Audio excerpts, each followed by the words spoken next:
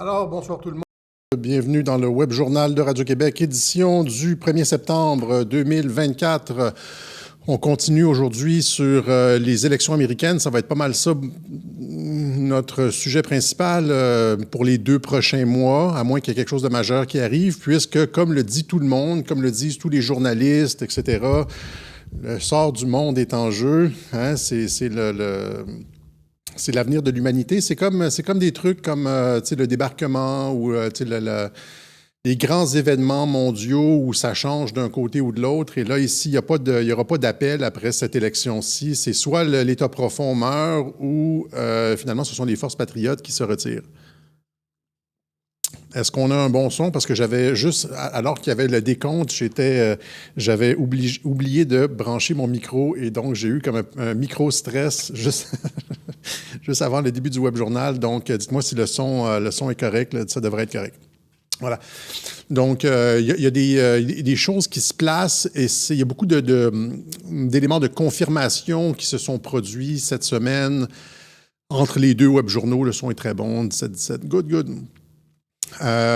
Notamment, je veux dire, dans la façon dont Trump se présente depuis l'arrivée de RFK Jr., il donne des entrevues. Il y a des entrevues et les entrevues de Trump et les entrevues de Kamala Harris. On va parler des deux et on va voir le style, c'est-à-dire que la façon dont Trump met sa campagne présentement démontre vraiment une confiance hors du commun. Et la façon aussi dont les gens réagissent face à Trump, c'est-à-dire des personnes comme Mark Zuckerberg qui sont sortis, qui ont envoyé une lettre au Congrès pour pratiquement s'excuser d'être intervenu lors de la dernière campagne avec la COVID pour censurer, etc. Ça, c'est parce qu'ils savent que c'est joué, vous comprenez? Mark Zuckerberg ne ferait pas une chose comme ça en anglais, le terme, c'est vindicted, qui donne raison à Donald Trump sur la censure, etc., lors de la dernière élection. Il ne ferait pas un acte de contrition comme celui-là si l'élection était en jeu. Hein, et donc, c'est comme si Facebook Mark Zuckerberg admettait que, en tout cas, à tout le moins, il y a une très, très, très forte chance d'avoir une administration Trump et que l'étoile de Kamala Harris est en train de disparaître, est en train de s'estomper. C'est ce qu'on voit d'ailleurs dans les sondages. J'ai justement des commentateurs qui font état de ça, notamment Mark Halperin, l'ancien directeur politique de ABC News et aussi commentateur à MSNBC, etc., qui a fait des commentaires là-dessus. On va le voir justement sur l'étoile pâlissante de Kamala Harris. Ben oui, ça fait 40 jours, presque 50 jours, bientôt 2 mois qu'elle ne fait que du spin, de la com et de la propagande et genre que finalement les unes qu'on a, c'est comme ça ici, 20 minutes. Présidentielle américaine 2024. Kamala Harris, une cuisinière hors pair qui s'est cassé un œuf d'une seule main. Et donc, c'est ça, c'est qu'il y a un vide de substance dans la campagne de Kamala Harris, alors que Trump, lui, c'est du solide. Et c'est exactement ce qui est intéressant, c'est que c'est exactement le même paradigme qui est utilisé lors de cette campagne, qui avait été utilisé par le camp Trump lors de la campagne de 2016. Je l'ai expliqué. Hillary Clinton était sur de la com et sur des récriminations. Trump était un sexiste, raciste, homophobe, alors que Trump, lui, faisait de la substance. Et c'est exactement la même chose. Kamala Harris n'est pas sur la substance. C'est ça l'erreur principale de tout ça, du camp Harris, des personnes qui se présentent contre Trump, c'est qu'ils ne sont jamais sur la substance. Ils sont toujours sur des trucs, comment je pourrais dire, circonstanciels, des tweets méchants ou des trucs, alors que Trump, lui, dévoile à chaque fois qu'il va en entrevue, dévoile des points de politique, etc. Et il en a dévoilé plusieurs. En fait, il y a des trucs très intéressants, justement, qui expliquent, qui vont dans le sens de ce que j'expliquais, du résultat à attendre de l'association Trump-Kennedy. C'est-à-dire que j'ai dit il y a plusieurs mois de ça, je ne me rappelle plus quand, il y a tellement de web-journaux, j'ai dit que Kennedy allait permettre à Trump de changer sa position sur les vaccins, sur Big Pharma, etc. Est-ce que j'ai dit ça? Hein, j'avais dit que c'était sa caution morale. et qu'il ne pouvait pas le faire. Tu ne peux pas dire, genre, comme, tout d'un coup comme ça, parce que, tu sais, ça, c'est de la vraie communication politique, c'est-à-dire que tu fais attention aux apparences. Tu ne peux pas te réveiller un matin et te dire, finalement, j'avais tort parce que tu as l'air d'une girouette, tu as l'air de quelqu'un qui ne sait pas ce qu'il fait, puis qui change toujours de décision, puis que, étant donné que tu as eu tort là, bien, tu peux avoir tort sur d'autres choses, et donc, tu ne peux pas juste comme être une girouette comme ça. Ça te prend un élément, un nouvel élément à l'analyse afin de permettre la transformation de la position. Cet élément-là, j'avais dit que c'était RFK. Et là, il le fait finalement dans son entrevue avec le docteur Dr. Phil, qu'on appelle aux États-Unis, le Dr. Phil, qui est très populaire, qui a été un collaborateur de Oprah Winfrey pendant longtemps. Mais il l'a dit, c'est une entrevue très longue. Et puis, Dr. Phil a eu RFK en entrevue et Donald Trump en entrevue. Tu sais, pas Vance, là. RFK et Donald Trump, parce que c'est RFK a la stature d'un vice-président, même s'il n'a pas le titre officiellement, c'est un VP officieux, et Vance, c'est le VP officiel. Vous comprenez? Officiel, officieux, etc. Et il a dit dans son entrevue à Dr. Phil, il dit que quand il est arrivé à Washington, il connaissait rien, hein? Et finalement, il a demandé à plein de personnes de qui je devrais m'entourer, qui je devrais mettre à ce poste-là. Et il a même demandé, il dit des rhinos, etc., des Republicans in name only. Et finalement, il admet, j'ai été très mal conseillé sur mon choix de personnel. Vous comprenez? Et ça lui permet de dire, c'est les personnes, j'écoutais les gens. J'étais le président et les personnes autour de moi m'ont mal conseillé. Est-ce que c'est exactement la phrase que j'ai utilisée quand j'ai dit que c'était de cette façon-là qu'il allait opérer la volte-face sur les vaccins? J'ai été mal conseillé. C'est exactement ce que j'ai dit qu'il allait faire et il l'a fait à Dr. Phil. Il n'a pas parlé des vaccins, mais il a dit, en général, j'ai fait confiance à des personnes à Washington pour les nominations et j'ai été très, très, très mal conseillé sur un ensemble de dossiers. Là, maintenant, je connais la situation et je vais régler les problèmes. Hein? Donc, donc c'est de cette façon-là qu'il va se dédouaner sur les vaccins. On sait, ben là, je ne vais pas revenir sur Warp Speed, mais c'est un pivot intéressant. Il y a aussi celui-là ici. Il a rencontré des groupes. Je dis anti-vax. Des fois, je coupe court et je dis anti-vax. Je ne devrais pas. Les gens me reprennent dans les commentaires en disant, Alexis, un tel n'est pas anti-vax, un tel n'est pas... Oui, je coupe court. Je ne devrais pas faire ça, mais des fois, on est en live et puis... ça fait toujours, note de bas de page, là, un sceptique sur les vaccins qui remet en cause certaines études sur... mais je comprends la préoccupation. Mais en tout cas, il a rencontré des groupes de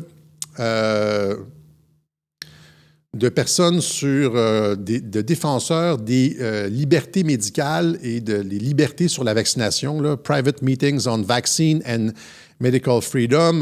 Tu sais, c'est ça. Il fait l'arrivée de JFK, de RFK Junior, fait en sorte qu'il veut aller chercher la base de RFK Junior et donc doit prêter oreille aux doléances des gens sur les vaccins, etc. Et donc, on le voit aller faire des tables rondes comme ça sur la liberté médicale, etc.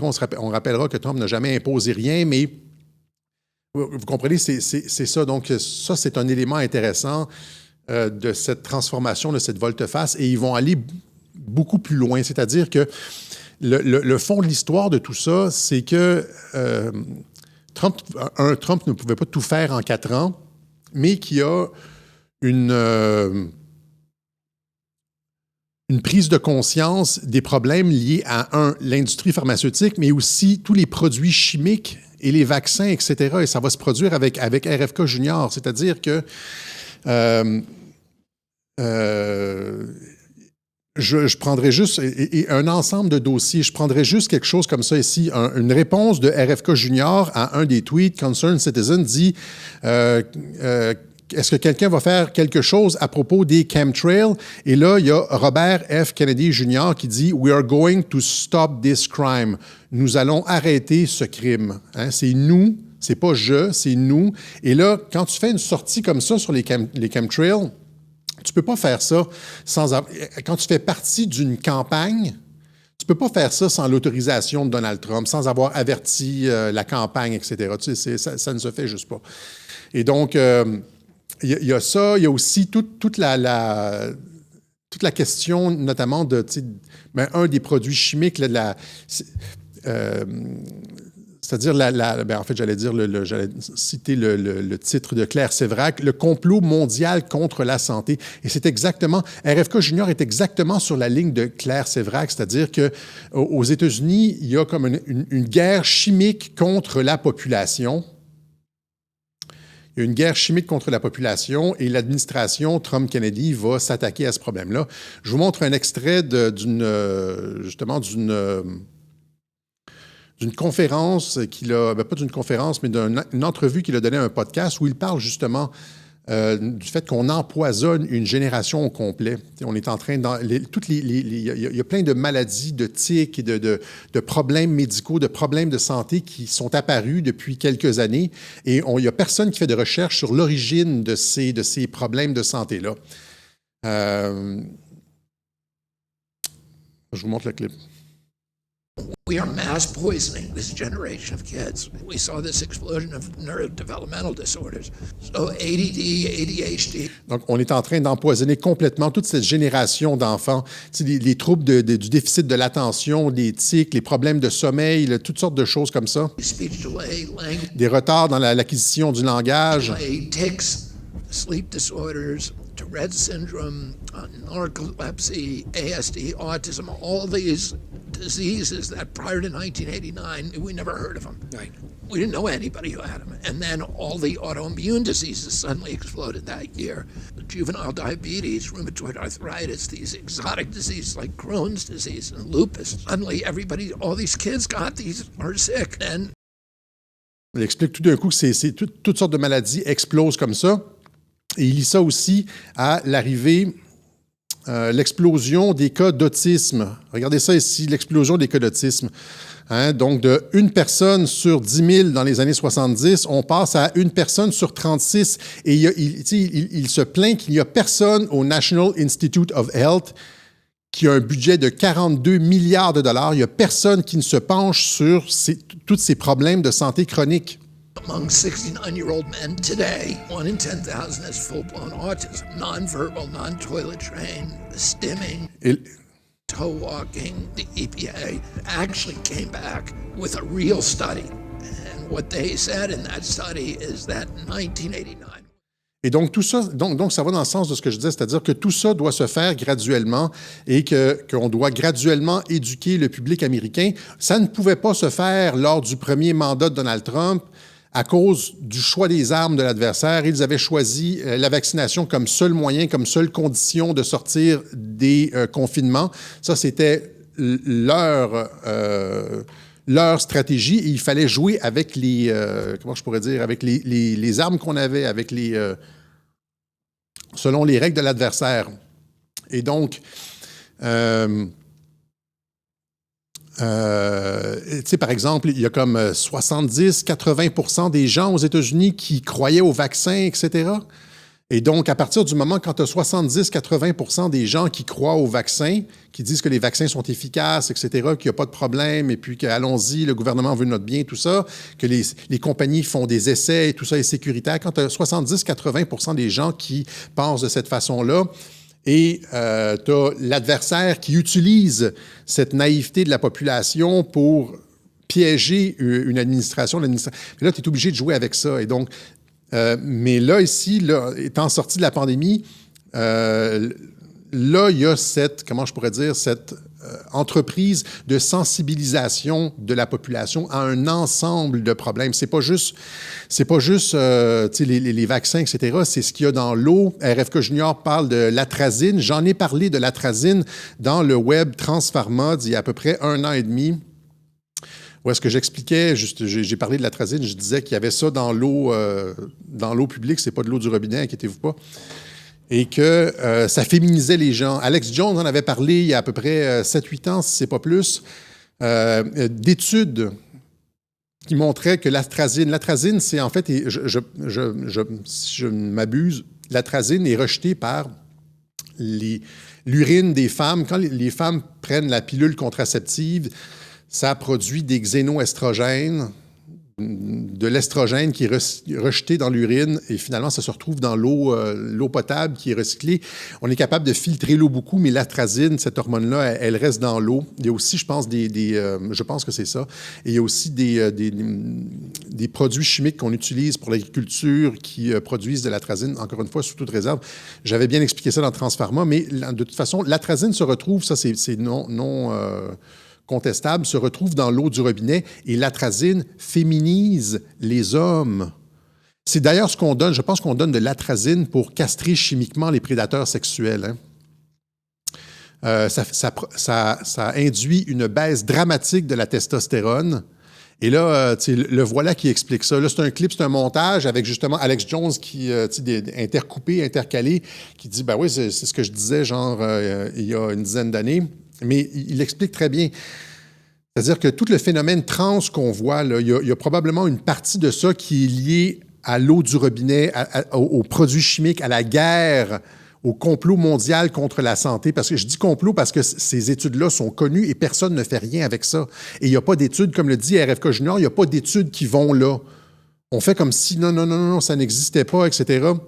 Ça détruit la testostérone, ça détruit la masculinité des garçons, etc. Et j'avais dit encore une fois à Transpharma, rappelez-vous, j'avais cité le réalisateur de Avatar et de Aliens, James Cameron, qui disait, hein, c'était qui se faisait le porte-voix d'une pensée, hein, d'une certaine pensée concernant la testostérone, c'est-à-dire qu'il disait que la testostérone est une toxine, c'est-à-dire un poison produit par un organisme. C'est une toxine dont on doit se débarrasser. James Cameron's Avatar director calls testosterone a toxin. Et pensez-y, dans une opération de conquête, si tu veux arriver à ton objectif, par exemple, un Forum économique mondial, ou arriver à... Tu veux pas que les gens soient combatifs, tu veux pas que les gens résistent, tu veux féminiser les hommes, etc. Et donc, c'est pour ça que personne regarde ce qui se passe avec l'eau. Je vous montre le clip.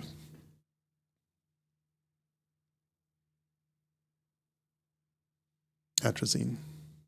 There's atrazine throughout our water supply. If you, in a lab, put atrazine in a tank full of frogs, it will feminize every frog in there. Si tu mets de l'atrazine dans un bocal avec des grenouilles, ça va féminiser toutes les grenouilles dans le bocal. Et il dit qu'il y a même 10% des grenouilles qui vont se transformer de mâle à femelle complète, capable de pondre des œufs, etc. C'est-à-dire que l'atrazine change l'ADN. Pensez-y, là. Et pensez à toute cette épidémie de trans. Il y a un phénomène culturel où est-ce qu'on rend ça comme cool d'être trans. Hein? C'est encensé par les vedettes, la culture. Les enfants de Megan Fox, ses 3 enfants sont trans. Ben Affleck, ses enfants sont trans. Ils font en sorte que les stars nous montrent des enfants trans. Ils mettent ça comme partout dans les magazines, les trans, etc. C'est rendu la nouvelle... C'est toutes les trans qui gagnent les trucs comme Eurovision, etc. Conchita Wurst, c'est Bilal, je ne me rappelle pas c'est quoi son nom. Et les non-binaires, etc. Donc, il y a un phénomène culturel, mais aussi un phénomène chimique, tu vois. Et donc, tout ça est entièrement artificiel. L'humanité n'est pas comme ça. L'humanité n'est pas comme ça naturellement. And 10% of the male frogs will turn into fully viable females able to produce viable eggs. If it's doing that to frogs, there's a lot of other evidence that it's doing it to human beings as well. Si ça le fait pour les grenouilles, c'est fort probable que ça a des effets similaires pour les humains. Voilà. Donc, c'est ça, des trucs comme ces problèmes-là qui n'étaient pas réglables dans la première administration Trump vont venir à l'avant-scène avec RFK dans la deuxième administration, les chemtrails, ce qu'il y a dans l'eau, etc. Un questionnement sérieux sur les vaccins. Pourquoi les autorités sont silencieuses là-dessus? Finalement, le complot mondial contre la santé, comme le disait Claire Severac, on va voir peut-être la fin de ça ou aller au fond de ces choses-là. Quand je disais aussi que Trump essaie de se rapprocher un peu des positions de certains des électeurs de RFK Junior. Il y a ça ici. On a appris qu'il avait signalé son appui à un projet de loi de la Floride pour la décriminalisation ou la légalisation de la marijuana. Tu vois? Et donc, encore une fois, ça, c'est des positions. Trump a toujours été perçu comme quelqu'un. C'est pas un républicain naturel. C'est comme Musk, c'est comme RFK, c'est des démocrates essentiellement, mais qui connaissant la corruption complète du Parti démocrate, on dit le moins pire des deux pour l'instant, c'est le Parti républicain, puisqu'il y a encore peut-être des chrétiens ou des gens de principe là-dedans qui sont attachés à la vérité. Et donc, mais là, c'est ça. Là avec RFK, on voit cette espèce de volonté de trouver le juste milieu. Il y a aussi ce qui montre en fait que je disais en début là, que Trump agissait de façon très, très, très sûre de lui, comme si l'élection était déjà gagnée. Il y a, j'ai appelé le point 1, l'inévitable réélection de Donald Trump. Il y a cette espèce d'orgie de tweets QAnon à laquelle il s'est adonné un petit peu plus tôt dans la semaine. Et là, ça a fait évidemment, le boom dans les nouvelles. Je vous montre notamment CNN qui en parle. Je vais revenir là-dessus dans quelques instants. Je vous montre justement Anderson Cooper de CNN qui se dit... Et là, posez-vous la question. Pourquoi Trump, si c'était serré avec Kamala Harris, là, si c'était genre tout était en jeu, pourquoi Trump irait faire publier comme plein de tweets sur QAnon, alors que QAnon, c'est le truc détesté, la théorie de la conspiration, pourquoi irait-il faire quelque chose comme ça si l'élection était serrée, si c'était pas gagné? C'est comme s'il risquait tout. Vous comprenez? Ça serait quelque chose de complètement insensé. Donc, il y a autre chose derrière ça. Donc, Anderson, CNN, qui remarque que Trump est allé dans un QAnon rampage. In the United States, who wants to be the next president, is now directly spreading the slogans of the conspiracy cult QAnon, as well as posting a crude, sexist, and misogynistic slur online.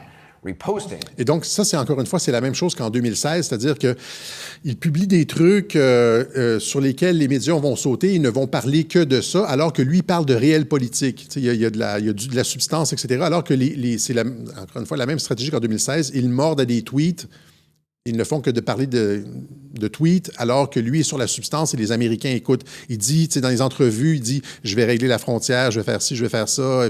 Il y a un ensemble de points politiques, alors que les autres sont juste sur, finalement, ils tweetent des affaires insensées. Puis là, je vous montre ici le commentateur du Journal de Montréal, Luc Laliberté, qui lui aussi s'en offusque. En très mauvais français, ou il vient peut-être même de surpasser un record de ce que...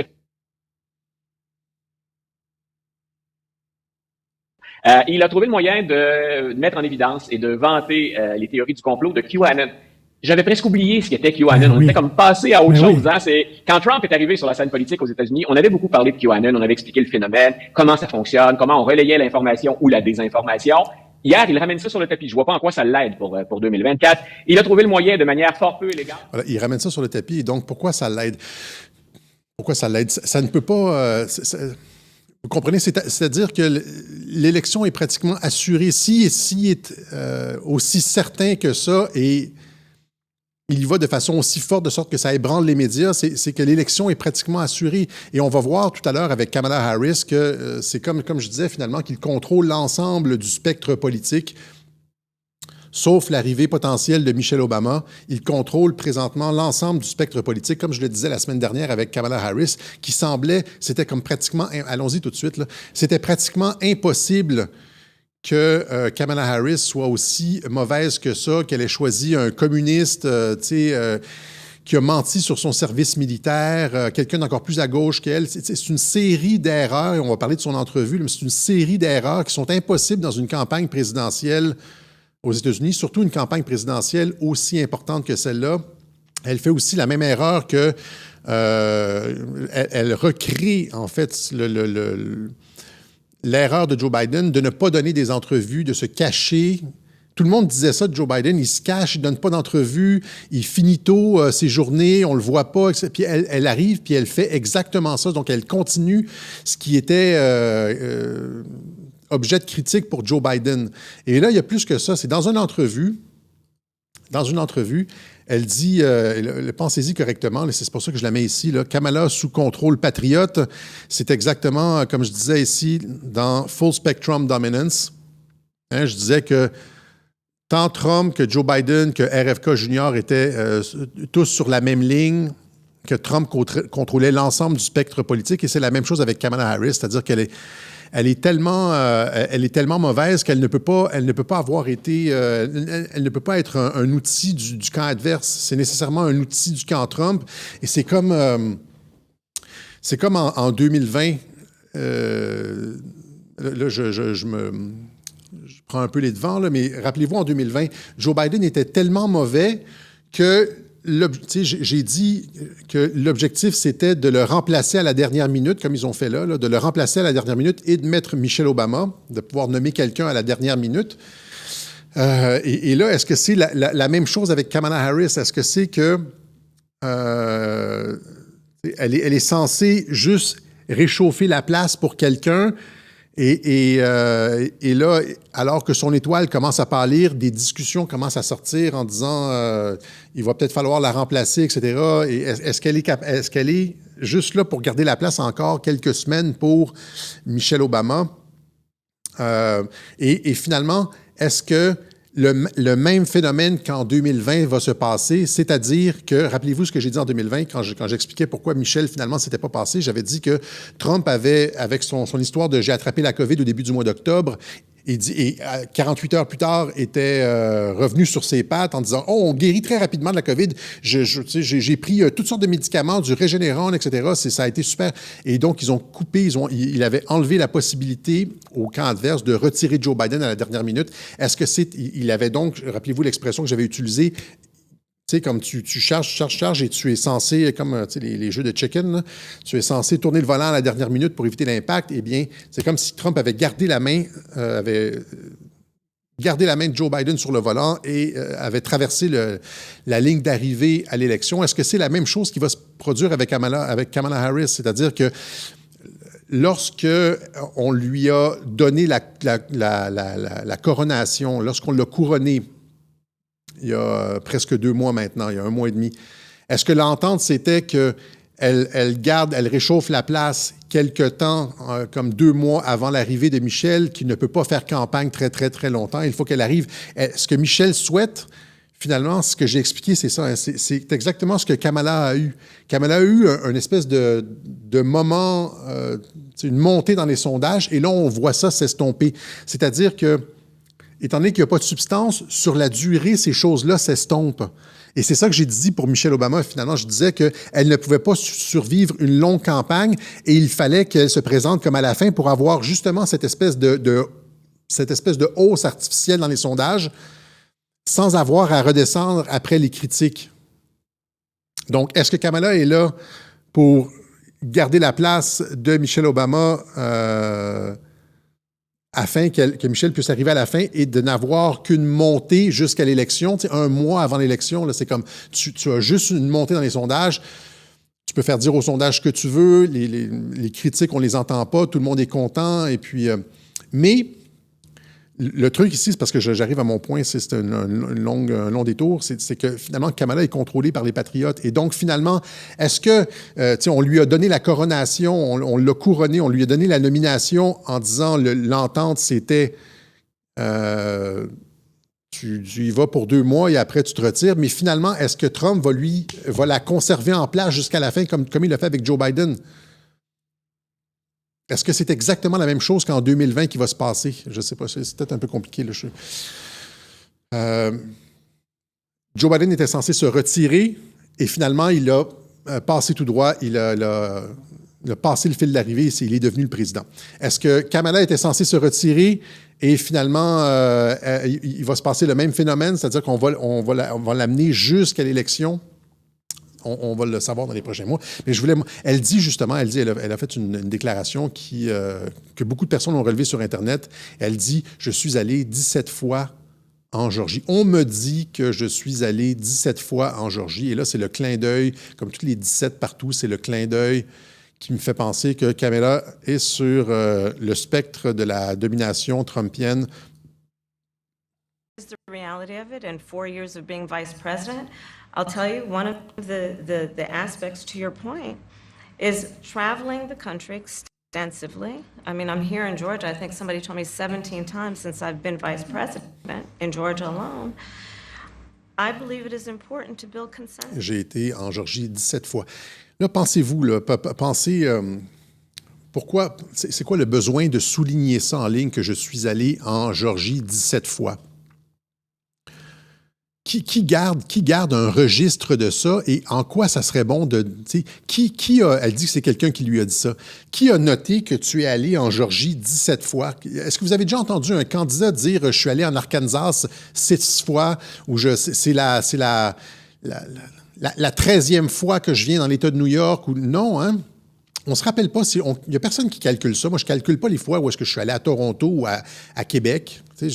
Ça fait exactement 8 fois que je suis allé à Québec depuis 2 ans. Il n'y a personne qui calcule ça. Là. Il y a juste Trump qui dit ce genre de choses-là. Je suis allé 17 fois à Washington et là, elle dit je suis allé 17 fois en Georgie, etc. Ce qui me fait penser, qui semble être un autre indicateur qu'elle est contrôlée par le camp Trump. Hein, on le sait maintenant, je pense que je l'ai suffisamment montré.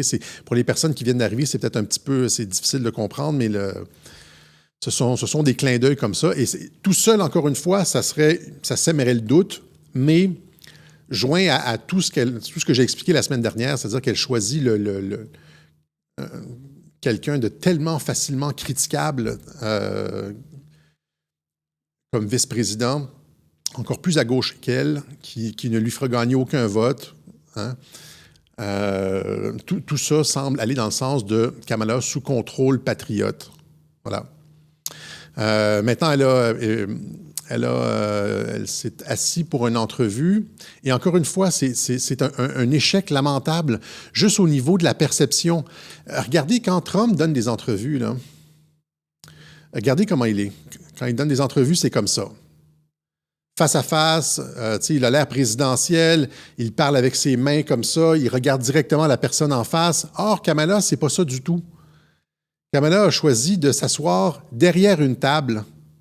Déjà, ça indique un certain niveau d'insécurité. Si tu as besoin d'être assis derrière une table, c'est parce que tu as besoin d'être protégé. C'est l'impression qu'elle donne. C'est l'impression qu'elle donne. Et ce que j'essaie d'expliquer finalement, c'est que les paramètres de l'entrevue ont été déterminés pour que ce soit un échec visuel. Les paramètres de l'entrevue, il y a des experts. Les plus grands experts en communication travaillent pour les campagnes. Je ne sais pas si vous comprenez ce que je veux dire. Aux États-Unis, c'est des campagnes qui coûtent genre 1 milliard de dollars. Les campagnes, là, genre, c'est 1,2 milliard de dollars. Genre, si on prenait cet argent-là, on pourrait comme construire des puits en Afrique et puis comme régler le problème.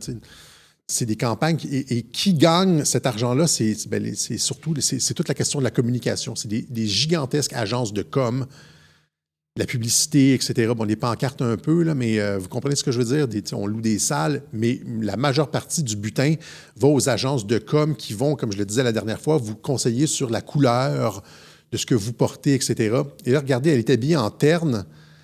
Et donc, il y a quelqu'un qui a géré ces communications de sorte que ce soit désastreux, complètement désastreux. Et là, vous la voyez donc assise, non seulement assise derrière une table, ce qui montre un certain niveau d'insécurité, elle est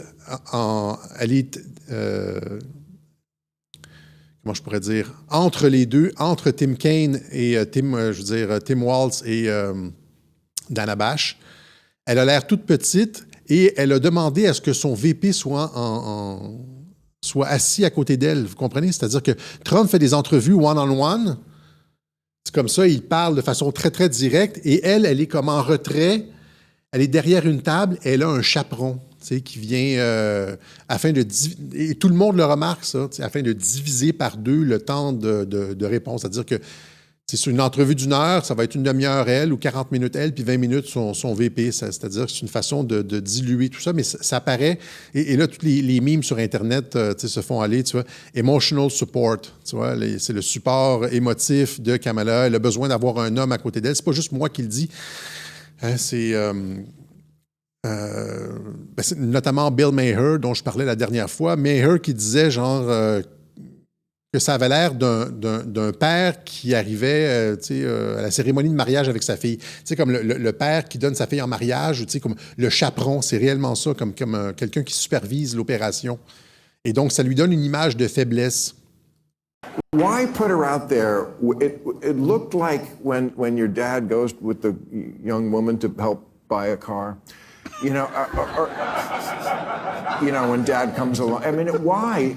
Il dit c'est comme quand papa va aider sa fille à acheter une voiture. C'est vraiment ça. She hadn't done an interview in so long. Or maybe that's the strategy. They look like a married couple. They look like every interracial couple in every commercial.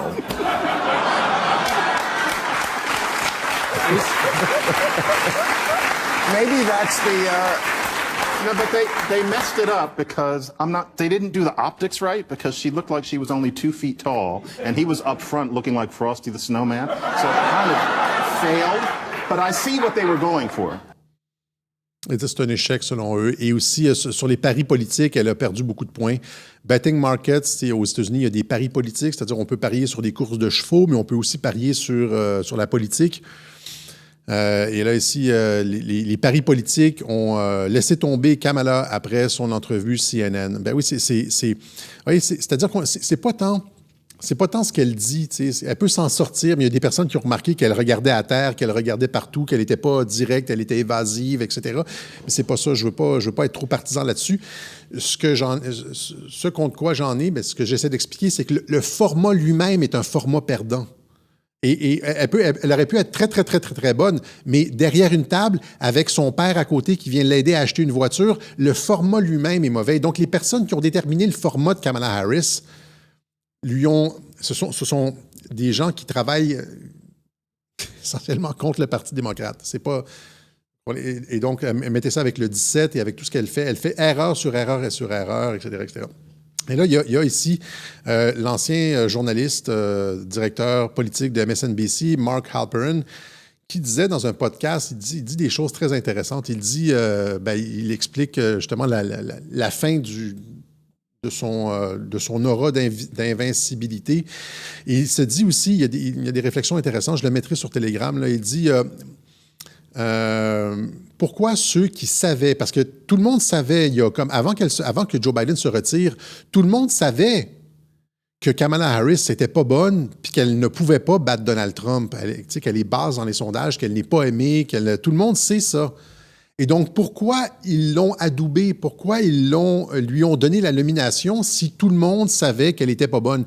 Ils auraient pu prendre pratiquement n'importe qui d'autre, mais ils ont pris comme la pire personne. Pour juste ça, ils ont pris une personne qui doit défendre le bilan Biden. Toutes les politiques impopulaires de Joe Biden, comme l'ouverture de la frontière, en plus de ça, c'est elle qui était responsable de la frontière. C'était le border czar, comme on dit aux États-Unis.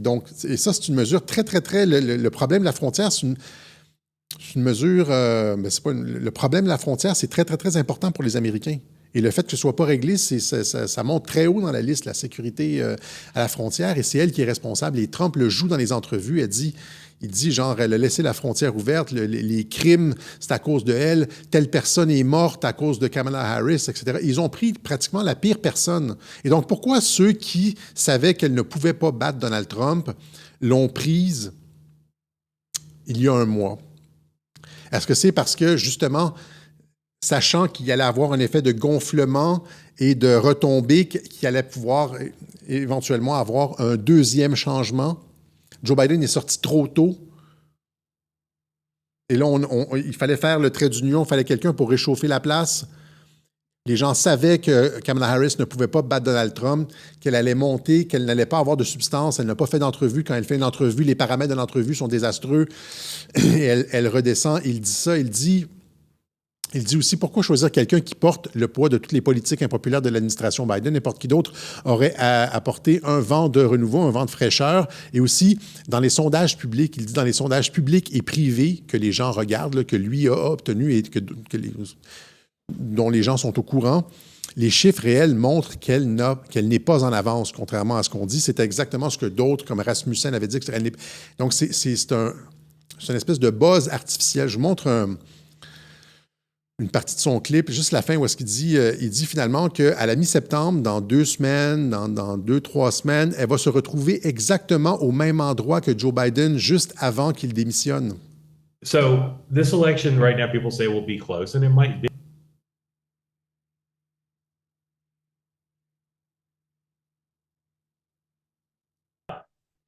I'm warning those of you who want Trump to lose that by the middle of next month, there's a real possibility that I think that suggests that she could be where Joe Biden was, one electoral college path and not a particularly strong hold on it. And Pennsylvania being, everything in many ways under that scenario. I know that Fox News has... je vous mettrai le clip intégral, c'est à la 7e minute, mais j'ai essayé de mettre Echo Cancellation parce que je ne l'avais pas installé, puis ça a fait un petit truc dans le son, mais c'est ça, il dit dans un mois, elle va continuer sur sa descente comme ça. Elle n'a pas de substance. Elle va continuer sur sa descente et il dit dans un mois, il y a quelques jours, à la mi-septembre, elle va se retrouver exactement au même endroit que Joe Biden, c'est-à-dire dans une position très difficile, très inconfortable, et les gens vont se dire « Merde, qu'est-ce qu'on fait maintenant? » C'est pour ça que je dis qu'on sent qu'il y a potentiellement un deuxième changement. C'était peut-être ça, l'entente initiale, c'est-à-dire parce que les Obama ont nécessairement contribué à cette nomination. Ils sont très influents au Parti démocrate et il y a probablement eu des coups de télé. Tu ne peux pas devenir président sans appeler les Obama, là. À l'intérieur du Parti démocrate, tout le monde est connecté. Les Obama sont très, très, très influents, tout le monde le sait. Et donc, il y a peut-être eu cette entente, on va te faire gonfler, on va te faire surfer jusqu'à mi-septembre ou début octobre, et là, ça va être catastrophique et on va devoir changer quelqu'un. Mais le truc, c'est encore une fois, étant donné que les patriotes sont finalement derrière, en coulisses, derrière la nomination ou derrière la contrôle, elle aussi, est-ce qu'ils ne vont pas faire comme Joe Biden, garder la main de Kamala sur le volant et lui faire franchir l'élection, coupant l'herbe sur le pied à Michelle Obama? Voilà. Là, je disais, encore une fois, je suis décousu aujourd'hui, mais c'est une gigantesque parenthèse. J'étais à Donald Trump qui avait retweeté QAnon et que ça avait fait le buzz dans les médias. Et regardez de tout ce qui... finalement, tout ce qui est retweeté. Il dit « Nothing can stop what is coming ». C'est-à-dire que, ça, je l'avais expliqué... Même juste avant, il publiait ça, juste avant l'entrée de Joe Biden, l'accession de Joe Biden à la présidence, l'assermentation de Joe Biden en janvier 2021.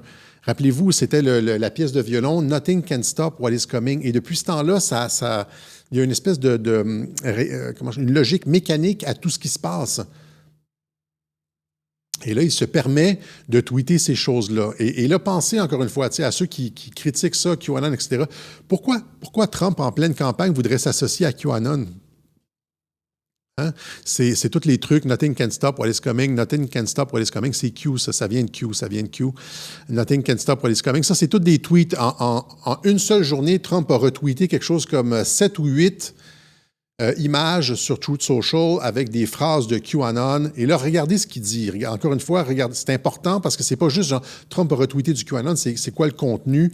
C'est Justice is coming. Justice is coming. Hein? La justice s'en vient bientôt.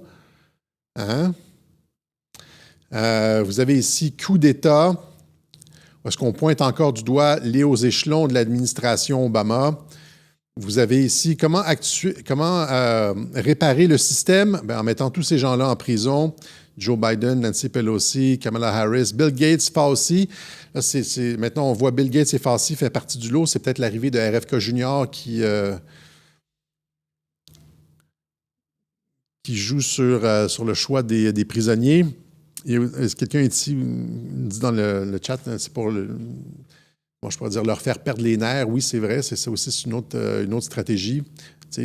Faire peur à l'adversaire, lui faire les faire réagir de façon émotive. Là, on parle ici encore une fois de sédition. Donald Trump retweet « Indict the Unselect General Research Committee for Sedition », sédition et trahison.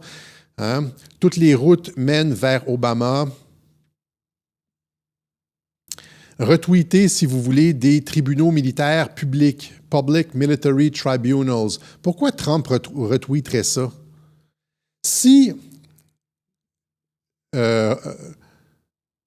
John Durham, si son rapport était la fin de l'histoire, pourquoi Trump continuerait à retweeter ça? Et rappelez-vous, quand il a déposé son rapport, c'était décevant parce que c'était juste il ne recommandait pas, il n'y avait pas d'arrestation ou quoi que ce soit. Mais Trump avait sorti à ce moment-là, il avait dit « Crime of the Century » et je vous expliquais que c'était justement « Crime of the Century », ça faisait référence au Rosenberg, à la haute trahison, puis les Rosenberg avaient été exécutés. Et j'avais dit à ce moment-là qu'il y a probablement une partie du rapport Durham qui a été rendue publique, puis une autre partie de l'enquête avec tous les éléments incriminants, les preuves, etc., qui ont littéralement été donnés aux militaires. Parce que on parle de haute trahison et des trucs que les tribunaux civils ne peuvent pas traiter. Haute trahison à ce niveau-là, les cours, par exemple, comment je pourrais dire, traduire en justice un ancien président comme Barack Obama, comme Trump le retweet ici, traduire en justice, ça ne se fait pas dans aucun tribunal va... sachant comment il contrôle aussi les jurys, etc. John Durham avait essayé, il a essayé 2 procès, les 2, malgré les preuves accablantes, les 2 gars se sont retrouvés blanchis. Et donc, les tribunaux civils sont impossibles. Ça va nécessairement prendre des tribunaux militaires. Et donc, parce que tu peux pas... Rappelez-vous juste George Floyd aux États-Unis, en 2020, un criminel, ça avait déclenché des émeutes dans toutes les villes, dans une vingtaine de villes. C'est pas possible, les tribunaux civils, c'est pas possible. Et donc, ça doit être des tribunaux militaires, puis ça doit se faire encore une fois, sans l'intervention de Donald Trump. Mais...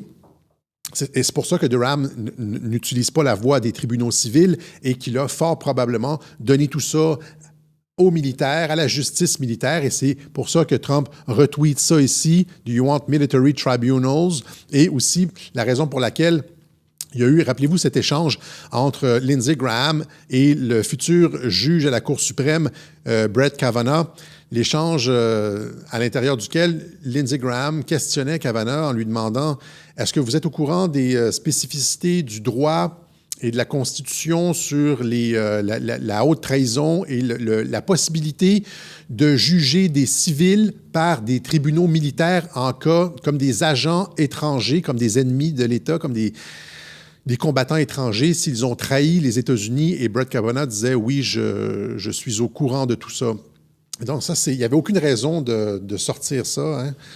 Et donc, vous voyez, ça c'est... On est encore là-dedans, c'est-à-dire que c'est pas terminé, on est encore là-dedans, tout ça est encore en jeu.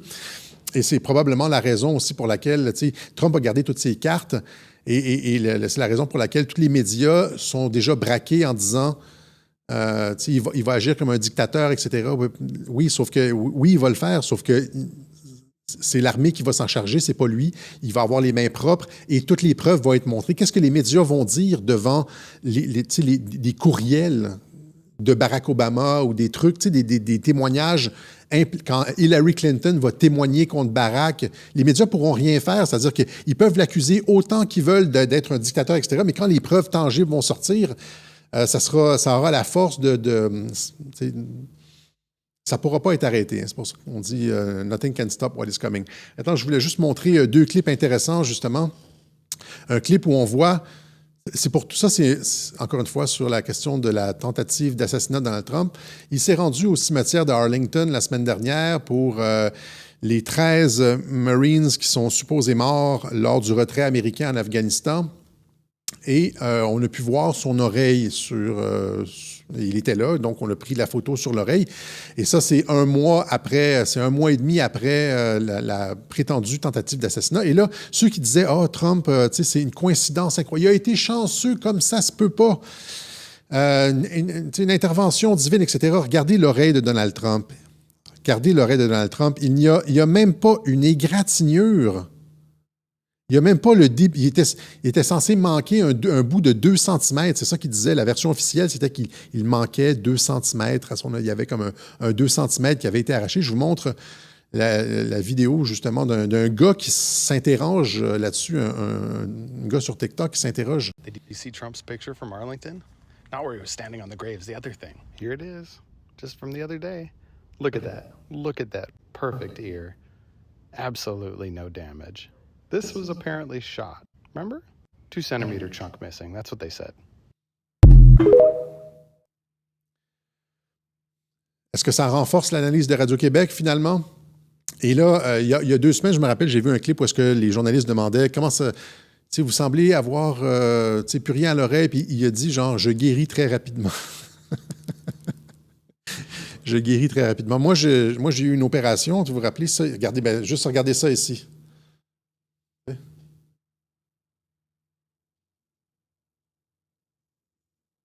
Ça, c'était une fine ligne, hein. Ça a été fait au scalpel. J'ai la même chose, j'ai un autre truc sur la jambe. Ils m'ont pris un petit morceau de tendon sur la jambe. C'était une fine incision et j'ai encore une marque. Et j'ai comme presque 30 ans de moins que Donald Trump. Donald Trump, lui, est censé avoir pris une balle à l'oreille. Il est censé avoir eu l'oreille pratiquement déchirée. Hein? Et finalement, aucune trace, même pas genre, quand la peau en cicatrise, ça brunit, ou rien du tout. Rien du tout. Et encore une fois, on va encore une fois ajouter à l'analyse sur la continuité de gouvernement. Le clip suivant, ça, c'était à la National Rifle Association, le lobby des armes à feu aux États-Unis. Il a fait un discours et il a dit finalement, est-ce que ça va être le prochain mandat, est-ce que ça va être considéré mon 2e ou mon 3e mandat? Pourquoi dirait-il une chose comme ça si... s'il n'y avait pas un programme de continuité de gouvernement? Je demande aux gens de la chaire Raoul Dandurand. Regardez, et là, en fait, je l'explique mal, mais ce que je veux témoigner, c'est qu'il y a cette espèce d'ultra-confiance. Tout est réglé, rien ne peut arrêter ce qui s'en vient. Il se permet de tweeter du QAnon. Il montre qu'il est encore le président en montrant le cartable de President avec le... il dit, je suis dans mon 2e ou dans mon... Il n'est quand même pas pour dire, je vais faire mon 3e mandat. Je veux dire, ça serait public. Mais tu sais, regardez le beau clin d'œil, tu vois. Performance, they've never seen anything like it. Very much reminiscent of the days of FDR. You know, FDR had a beautiful patrician voice, magnificent voice, great debater, very smart man. You know, FDR, 16 years. Il dit que Franklin Delano Roosevelt avait eu 16 ans, 4 mandats, finalement, il avait une très belle voix, blablabla, puis après ça, il continue. Almost 16 years, he was 4-term. I don't know, are we going to be considered 3-term or 2-term? You tell me. Ronnie, what do you think? Les gens comprennent, c'est un secret de polichinelle maintenant. Rappelez-vous le gars de Newsmax qui dit 46e, 47e président à la télévision devant tout le monde. Tout le monde le sait maintenant qu'il y a un programme de continuité de gouvernement, que l'État profond s'est fait fourrer, que Trump contrôle l'ensemble du spectre politique, qu'il ne reste pratiquement plus aucune carte à jouer au camp adverse. Je leur fais jouer, là. Est-ce qu'on va être considéré 2e ou 3e mandat? Mon prochain mandat, ça va être un président 2 termes ou 3e terme? I don't know. Are we going to be considered 3-term or 2-term? You tell me. Ronnie, what do you think? Are we 3-term or 2-term, if we were? But think of it. They're going to say, wonderful, now he did it. Voilà. Alors, et ça, vous avez ça. Et donc... Spygate, never has a president left office to collude with others to impede an exiting president of the... Ça, c'est de la haute trahison, voilà. Donc, il exulte d'une confiance inébranlable. Il rappelle, en plus de narguer le camp adverse, parce que c'est ça, hein, cette série de tweets sur QAnon, c'est qu'il nargue le camp adverse, mais en montrant qu'il n'a pas peur, et il réitère aussi sa promesse à sa base. C'est-à-dire que c'est bien ça qui va se passer. On est dans une logique de haute trahison. Il va y avoir accountability. Il va y avoir les gens vont devoir rendre des comptes. Il va y avoir des tribunaux militaires, etc. Donc ça, c'est... voilà, c'est dans ce cadre-là, j'ai fait c'est encore une fois un web journal à l'inverse, mais c'est dans ce cadre-là de force, de déploiement de force et de de confiance dans la campagne Trump. Il contrôle l'ensemble du spectre politique, y compris Kamala Harris, qui va continuer à juste faire des gaffes. Inquiétez-vous pas. Là. Si elle a dit 17 comme ça, et elle a eu une entrevue genre absolument catastrophique en termes d'image avec la table et son grand-père à côté qui vient de la chaperonner, elle va continuer à faire des gaffes. La question, c'est est-ce qu'ils vont réellement est-ce qu'ils vont la garder jusqu'à la fin? Est-ce que les patriotes vont la garder jusqu'à la fin comme ils ont fait avec Joe Biden? Ou bien est-ce qu'elle va être retirée pour mettre Michel? Mais même dans l'éventualité où elle est retirée pour mettre Michel, les patriotes ont un plan pour ça. Ça va être prévu. C'est-à-dire que les patriotes vont dire OK, l'âge du lousse, vas-y, débarque. On va s'occuper de Michel maintenant. C'est ce niveau de certitude. En fait, c'est comme ça que je le lis. C'est ce niveau de confiance dans le processus, de maîtrise du jeu politique. Et c'est dans ce contexte-là qu'on doit lire, justement, la lettre d'excuse de Mark Zuckerberg, qui sait très bien qu'on se dirige vers une troisième administration Trump, un troisième mandat Trump, comme il le disait, qui va devoir payer probablement, qu'il est lui aussi qui est potentiellement coupable de haute trahison, et c'est pour ça qu'il balance. Et là, il balance ses amis. Il dit dans la lettre, est-ce que je l'ai ici? Et il pointe l'administration Biden, il dit, l'administration Biden m'a demandé de censurer. J'ai pas fait ça de mon propre chef. Ils m'ont demandé de censurer sur la COVID. Ils m'ont dit d'intervenir dans l'élection. Le FBI m'a dit que le portable était de la désinformation russe. J'ai pas eu le choix. Aussi, quand j'ai payé pour du truc par la poste, là, des boîtes de dépôt de bulletins de vote par la poste, et on sait comment est venue la fraude. J'ai fait ça. Donc, ils s'excusent, là, tu sais. Ils font ça parce qu'ils savent qu'il s'en vient, parce que le troisième mandat Trump est inévitable et qu'ils vont être potentiellement coupables lui aussi, coupable de haute trahison. Et regardez aussi, rappelez-vous ce qui s'est passé avec Walensky.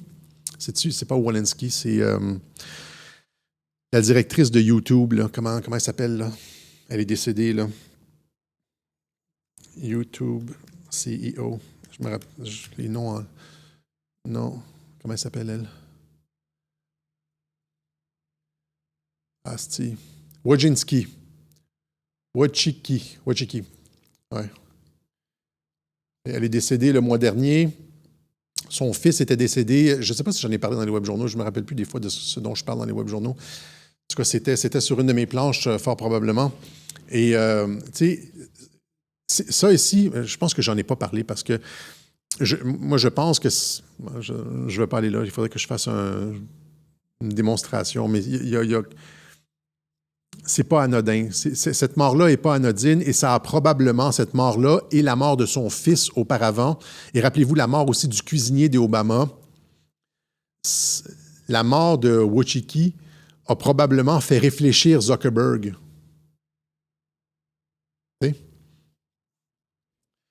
Et c'est pour ça qu'il est sorti comme ça. Et voilà. Là maintenant, et donc tout ça, toute cette censure-là, la censure, alors que c'était il dit dans sa lettre, il a censuré des personnes avec des avis médicaux qui se sont retrouvées finalement à avoir raison par la suite. Et là, que disent finalement, alors qu'on nous disait que la censure c'était faux, que c'était du vrai fact-check basé sur des faits, etc. Que disent les décrypteurs Alexis Delancey, Jeff Yates, le Collège des médecins, Tristan Mendès France, hein? Alors qu'on apprend, parce que finalement, ce que la lettre de Mark Zuckerberg dit, finalement, c'est que la censure, c'était pas basé sur ce qui était réellement vrai ou non, des sources d'informations vérifiables et la science. La censure était basée sur le contrôle politique. C'était une volonté politique. Et c'est ce qu'on dit depuis 2020, c'est-à-dire que la pandémie a toujours été un truc politique et ça n'a jamais été basé sur la science. Il nous disait qu'on était des négationnistes de la science, qu'on ne suivait pas la science. Les politiciens disaient qu'eux suivaient la science, etc. Or, ça a toujours été faux. Ça a toujours été faux. Cette approche a toujours été fausse. Et ça a toujours été une mesure, ça a toujours été la primauté du politique sur le médical, comme d'ailleurs le démontrent, encore une fois, les RFK Files, le Robert Koch Institute en Allemagne. Ça n'arrête pas de sortir. On apprend justement que, justement ça, là, si vous suivez le feed de Silvano Trotta, il en parle, que la santé publique était soumise aux politiques, que finalement c'était le politique qui dictait à la santé publique quoi faire, etc. C'était pas l'inverse, là. C'était pas le politique, le pauvre politique qui était pris dans une pandémie, qui essayait de s'en sortir et qui écoutait la voix de la raison médicale et de la science. C'était pas ça du tout. C'était le contraire. C'était la mise à profit politique de la science afin de faire passer des mesures, des mesures de sécurité sanitaire, de contrôle social, etc. Hein? Ici, regardez, on se rappelle au Québec et en France que la firme McKinsey, notamment, dans l'ombre, la firme McKinsey était au cœur de la gestion de la pandémie au Québec. Elle était au cœur de la gestion de la pandémie en France aussi. Et McKinsey, qu'est-ce que c'est McKinsey? McKinsey and the World Economic Forum 2024. McKinsey est un partenaire stratégique du Forum économique mondial. Donc, vous avez encore une fois Agenda 2030, Forum économique mondial, la firme McKinsey qui est un partenaire stratégique, et après ça, McKinsey qui conseille la France, le Québec et d'autres États sur la façon d'appliquer. C'était pas la santé publique qui disait comment agir, c'était McKinsey. Donc, c'est ça, finalement. Ces choses-là sortent une après l'autre, finalement, que c'était finalement la primauté du politique sur le médical, parce qu'il y a une finalité politique derrière ça, et l'objectif, c'était de fermer le monde et d'imposer la vaccination. Vous ne sortirez de la pandémie que lorsque vous aurez pris le vaccin. Hein? Ça allait mener à la défaite de Donald Trump, on allait lui mettre tous les morts sur le dos, etc., et ils allaient pouvoir passer justement au système de contrôle avec le pass sanitaire, les villes 15 minutes, etc. Mais même avec une mauvaise main, des mauvaises cartes, Trump a réussi à s'en sortir en disant « OK, on va produire des vaccins extrêmement rapidement au lieu d'attendre, puis on va faire ça tout de suite et on va sortir de là, de sorte que vous n'aurez pas le temps de déployer votre système de contrôle social avec pass sanitaire, etc., etc. » Tout en jouant en coulisses. L'administration Biden qui disait « Oh, nous allons faire le pass sanitaire 2 semaines plus tard. » Non, nous sortons du pass sanitaire, etc., etc. OK. Voilà, donc... je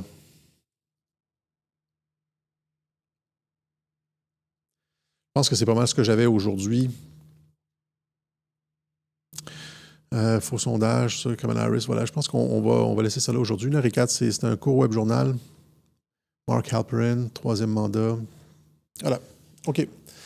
Donc, c'est ça. Je ne vais pas le résumer parce que les gens disent que je résume trop puis je me répète tout le temps. Donc, on va remercier ceux qui ont fait une contribution au web journal. J'aime ça faire un petit résumé à la fin, parce qu'il y a des gens qui arrivent en plein milieu du web ou qui est en train de chatter alors que j'expliquais des points. Mais en tout cas, si ça fatigue les gens, on va juste laisser ça comme ça. Donc, on remercie ceux qui ont fait une contribution au Web Journal de Radio-Québec, qui vous nous permettez de continuer ces analyses. C'était laborieux aujourd'hui. Encore une fois, il y en a une fois de temps en temps comme ça que je commence avec la fin, puis ça s'en va tout croche. Je devrais toujours me répéter, ce qui se conçoit bien s'énonce clairement et les mots pour le dire arrivent aisément. Ce n'était pas le cas aujourd'hui. C'était comme de l'ingénierie allemande. En tout cas, ça sera meilleur la semaine prochaine. Voilà, donc merci encore une fois à ceux qui nous permettent de produire ces analyses-là. Alex Cossette-Trudel, casier postal 32017, Saint-André, Montréal, Québec, H2L, 4Y5. Vous pouvez nous suivre sur Twitter comme d'habitude ici. Alexis, souligné Cossette. C'est là qu'on est la majeure partie du temps. Vous pouvez nous aider de différentes façons, par virement Interac et par carte, etc. Ça va se corser dans les semaines qui vont venir. Encore une fois, je veux juste dire...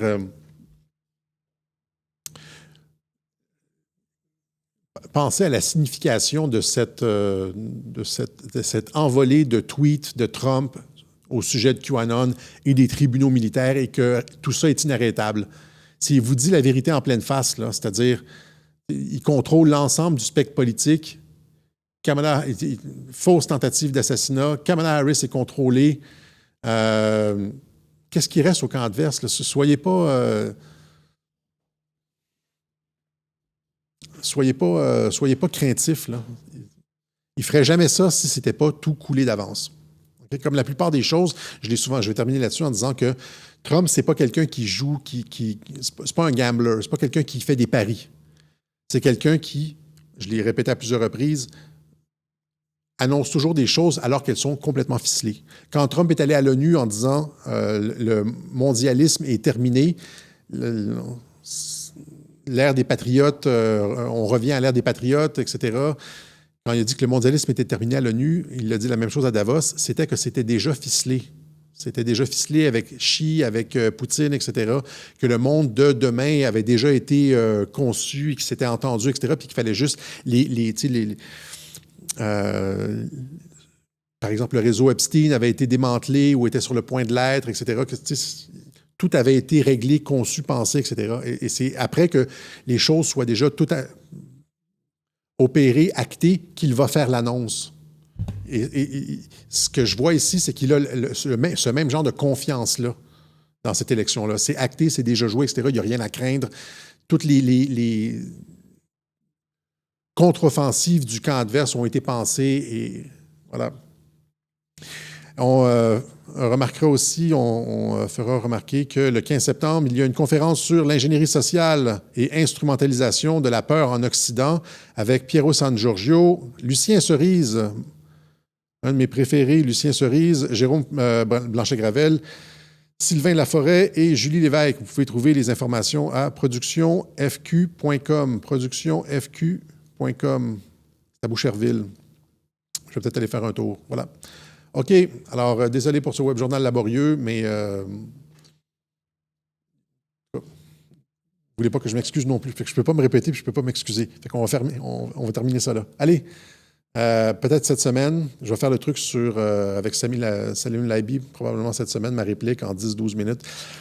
Et puis sinon, on se verra dimanche prochain pour une autre édition du Web Journal de Radio-Québec. Salut la gang! Oh!